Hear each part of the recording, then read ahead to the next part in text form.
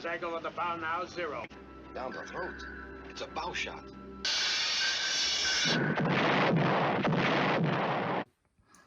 Hello, YouTube modeling community. This is Rick, and I'm going to chime in on the subject of inspiration for model builds.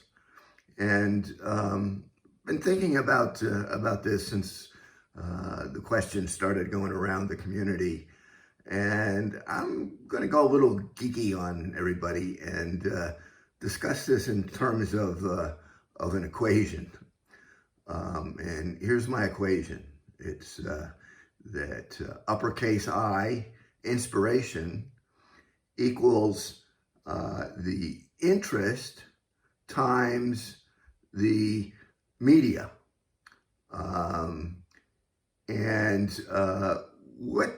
By putting in an equation, can make a few points.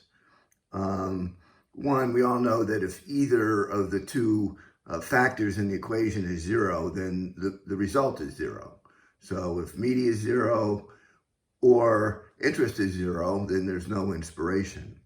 So think about a couple cases. You're standing in line at the model shop ready to check out, and there's a magazine stand there, and it's got a bunch of model railroading magazines, and you pick it up and glance at it, and then you put it back down again because you're just not interested in trains, okay? So the media is there, but there's no interest, so there's no inspiration. Then let's take another case. Suppose you're really into NASCAR, and you build everything NASCAR you can find, but someplace out there, there's a car or a driver or a race that you've never heard of. You don't know anything about it. You've never read anything, never seen anything, never heard anything. So there is no media. Your interest is there, but without some media, again, there's no inspiration. So that's kind of the way I was putting it together. The other thing the equation says is the larger the media and the larger the interest, the more inspiration there is, or the more effective the inspiration is. So not exactly the firmest of all mathematics, but I think it gets the point across, at least what I was thinking of. So my own interests, because as Pappy and Sean and many others have said, the media is everywhere. It can be one-to-ones, it can be box art, it can be videos, it can be magazines, you name it. And you can find inspiration in those media if you have the interest.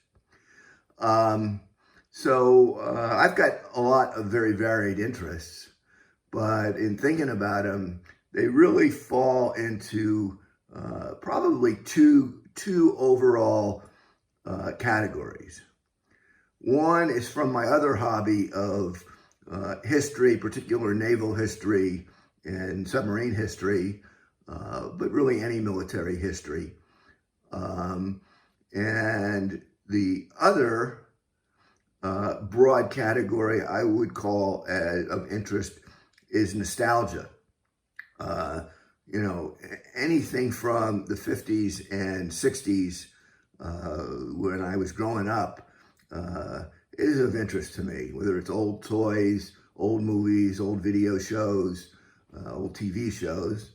So, you know, that can provide interest and hence inspiration for me. A couple of examples. Actually, nostalgia also, of course, involves personal history and personal elements. And I'm doing the build of the trilogy build of the 3 ships that are all still in the water in a 5-mile radius of each other in southern Connecticut. One of them being the Charles Morgan. Piece of inspiration I've got for that is this Old Ships in Scale, where they did a 5-part series on detailing the Revell Morgan, which is the ship I'm gonna be doing. again, the interest here comes because the first time we visited Mystic Seaport, I was probably around 12, 13, and living in Connecticut. That ship and the Nautilus and the Coast Guard Cutter Eagle were things that I constantly saw as the one-to-ones and read about and visited the Nautilus and the Morgan countless times. So my inspiration there is quite high. Another example is the tug Hoga that I'm doing for the Pearl Harbor group build. 6 months ago, I'd never even heard of the Hoga. And then I was watching a history travel video. I can't remember the exact name of the channel now, but it's a pretty interesting channel, and I'll put a link down below.